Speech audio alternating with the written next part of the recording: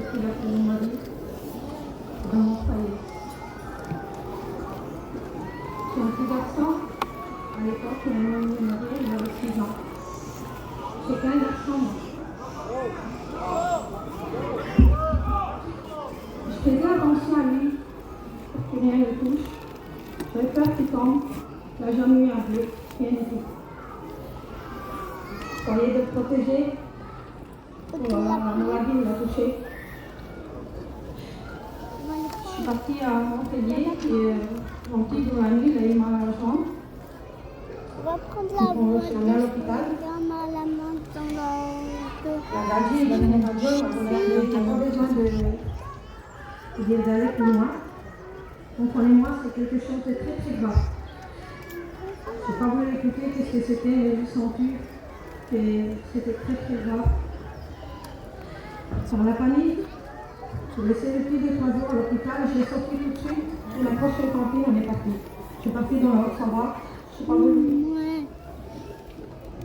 accepter qu'est-ce qui arrivait à mon petit.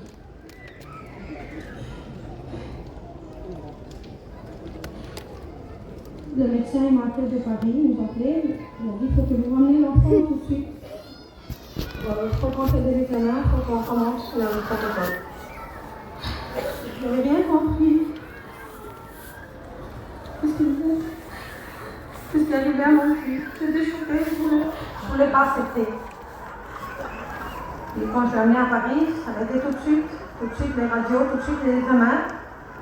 Voilà, j'avais tout compris, je n'ai jamais voulu écouter. Personne ne l'a jamais dit qu'est-ce qu'il avait, mais j'avais tout compris. Tout de suite, ils ont commencé le cathéter, la chimio.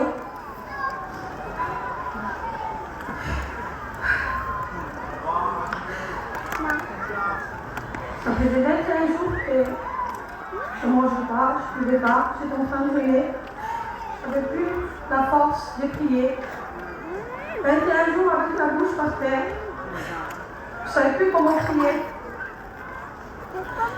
Le petit, il faisait 17 kilos, la première chimio. Il arrivait à 9 kilos. Il n'arrivait plus à marcher ni à parler. Il avait les grands yeux ouverts. Il n'arrivait même plus à se plaindre. Je l'amène à l'hôpital en urgence. La radio, il était petit. Il dit regardez madame, pourquoi il ne mange pas? Il avait des trous dans la bouche. On pouvait passer le doigt sur sa langue au travers. Pour son estomac, il avait plein de trous. Avec le respect que je vous donne, même ses petites fesses, il y avait des trucs qu'on pouvait passer le doigt. La souffrance sur le pied, il n'arrivait même pas à se plaindre. Il ne pouvait pas me dire qu'il avait mal. Il était saisi, la bouche ouverte sur le lit. Et puis le médecin arrive, il dit monsieur, s'il vous plaît, faites quelque chose. Regardez dans quel état il est. Je regarde, il dit madame, ben voilà, je vous dis, votre fils il est au fond du lit. Je n'ai pas compris la parole. Je ne comprends pas le langage du médecin. Je lui dis qu'est-ce que ça veut dire? Eh bien, madame, on arrête la chimio. On arrête tous les examens, tout ce qu'il y a à faire, et on arrête la chirurgie. Voilà, votre fils, il n'a pas supporté. J'avais une colère en moi. Pas contre Dieu, contre moi, je ne devais rien faire pour lui. Je sors de l'hôpital, il y avait le confinement en même temps. Devant la porte, il y avait mon beau-père. Il y avait tout le monde, puis je sors. Je dis, qu'est-ce qui se passe? Je dis, eh bien, c'est rien, le petit est déshydraté. Et puis ils vont brancher, puis demain, ça ira mieux. Je reviens dans ma chambre. Je dis, gagnant, on ne va pas le brancher parce que voilà, on va laisser faire la nature. J'ai écouté ça, il était minuit. Je voulais me frapper dans les murs. Je voyais mon petit qui n'arrivait même pas à me dire qu'il avait mal. Je me suis mis par terre. Je dis Seigneur, je ne te prie plus. Je n'ai plus de paroles à te dire, tellement je suis en colère. Je dis mais ce soir, je vais tout parler. Et je veux te dire que si j'aurais eu la force de t'arracher du ciel et t'amener auprès du lit de mon petit, je l'aurais fait ce soir. Et quand je dis ça, je n'arrivais même plus à lever par terre. Je sens qu'il y a quelqu'un dans la chambre. Il y a quelqu'un que j'arrive même plus à respirer, tellement c'est lourd. Je dis, là, il faut que je saisis ma chance. Je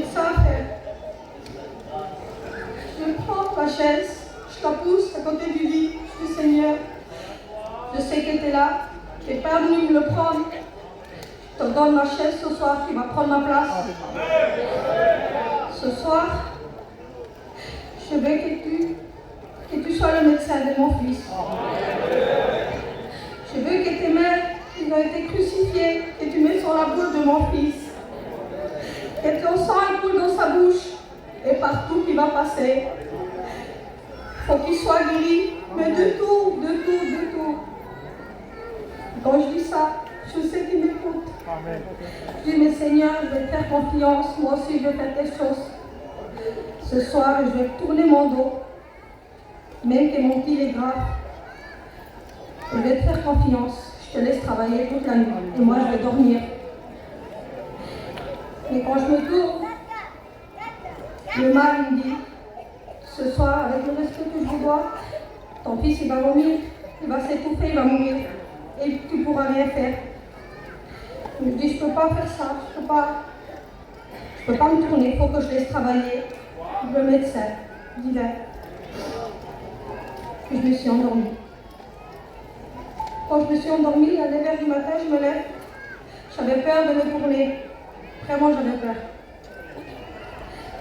J'ai bougé un petit peu, tout de suite, mon petit dit « Maman, allons pour te réveiller. Lève-toi, j'ai faim, je veux manger des pâtes. »